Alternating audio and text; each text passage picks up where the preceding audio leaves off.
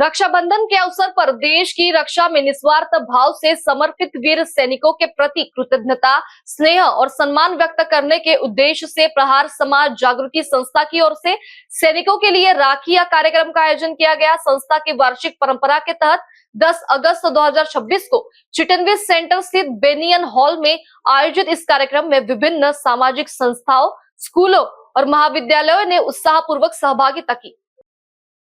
कार्यक्रम में lieutenant colonel Sujit Bose, postal officer, army postal service तथा फ्लाइट लेफ्टिनेंट शिवाली देशपांडे, सचिव, प्रहार समाज जागृति संस्था सहित विभिन्न संस्थाओं के प्रमुख एवं प्रतिनिधि उपस्थित रहे।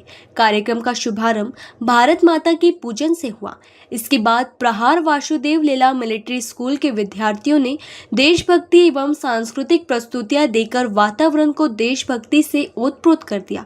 फ्लाइट लेफ्टिनेंट शिवाली देशपांडे ने प्रहार समाज जागृति संस्था की ओर से किए जा रहे विभिन्न सामाजिक कार्यक्रमों की जानकारी दी।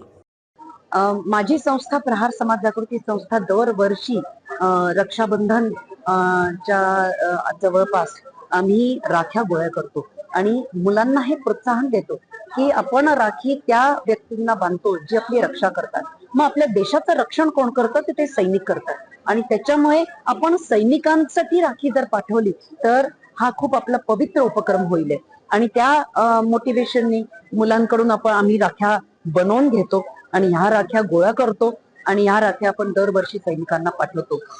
दरवर्षी आमच्या बरोबर वेगवेगळ्या संस्था जॉईन होतात, वेगवेगळ्या शाळा जॉईन होतात। तर यावर्षी जवळजवळ 40 संस्था वेगवेगळ्या आणि शाळा यांनी आम्हाला हा हातभार लावलाय या उपक्रमामध्ये आणि ह्या राख्या आपण ही अपेक्षा ठेवतोय ह्या राख्या रक्षाबंधन पर्यंत ह्या नक्कीच पोहोचतील आणि सैनिकांना जेव्हा ह्या राख्या मिळतील रक्षाबंधनच्या दिवशी तेव्हा त्यांचा आनंद हा किती द्विगुणित होईल हे आपल्याला अपेक्षित आहे।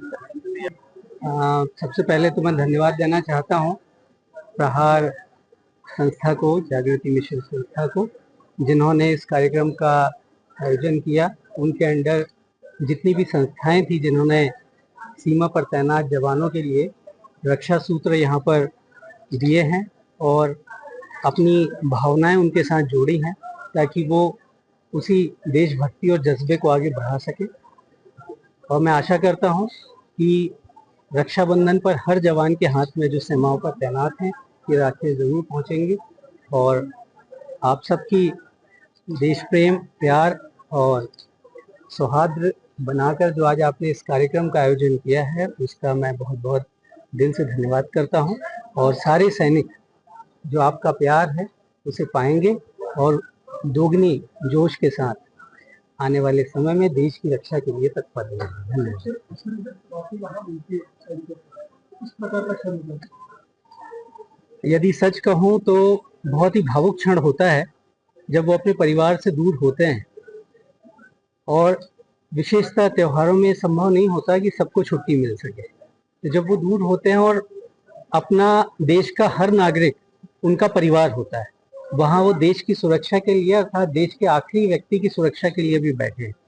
तो जब ये राखियाँ उनके हाथों में पहुँचती हैं तो उनके दिल में जोश का फिर से वही संचार होता है कि मैं अकेला नहीं हूँ। इन धागों के साथ किसी बहन का विश्वास है, किसी बच्चे की आस्था है और पूरा देश मेरे पीछे खड़ा है। तो ये भावनाएं जो होती हैं वो निरंतर जोश का संचार करती हैं और ये बहुत बड़ी बात है। इसका जो मूल्य है ये बॉर्डर पर खड़ा हुआ सैनिक ही समझ सकता है। तो उसके लिए बहुत बहुत धन्यवाद। Thank you. उन्होंने सैनिकों के लिए राखियां पहल की शुरुआत और इसके उद्देश्य पर भी प्रकाश डाला। प्रहार वासुदेव लीला विद्या कुंज, प्रहार वासुदेव लीला मिलिट्री स्कूल और प्रहार डिफेंस एकेडमी के विद्यार्थियों ने सैनिकों के प्रति स्नेह और सम्मान व्यक्त करते हुए राखी कार्यक्रम में सहभागिता की। इस अवसर पर नागपुर की विभिन्न सामाजिक संस्थाओं, शैक्षणिक संस्थाओं और संगठनों की ओर से राखियों से भरे राखी बॉक्स मुख्य अतिथि को भेंट दिए गए। Brahma Kumari centre, Vidarbha Vanvasi Kalyan Ashram, Ramakrishna Sarada Mission, Inner Wheel Club of Nagpur Orange City, Lions Club of Nagpur Heritage, Rotary Club of Nagpur Green City सहित अनेक संस्थाओं एवं विद्यालयों ने इस पहल में सहभागिता की। इस दौरान लेफ्टिनेंट कर्नल सुजीत बेस ने प्रहार समाज जागृति संस्था की इस पहल की सराहना की।